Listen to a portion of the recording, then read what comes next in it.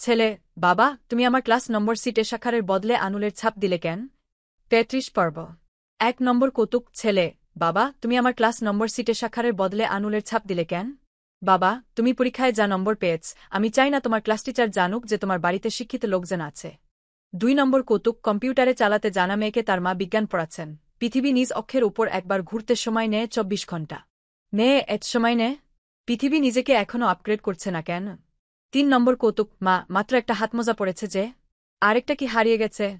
ছেলে, না মা, একটাই খুঁজে পেয়েছি। ৪ নম্বর কৌতুক। ২ অনুবাদক একটা নৌকায় করে ভিনদেশে যাচ্ছেন। ১ জন সাঁতার জানেন? ২ জন জানি না, তবে ৯টা ভাষা জানি। ডুবে গেলে ৯টা ভাষায় সাহায্যের জন্য চিৎকার করতে পারব। ৫ নম্বর কৌতুক। এক মাকড়সার জালে ঝুলছে গাছের পাতার কিছু টুকরা ও ফুলের পাপড়ি।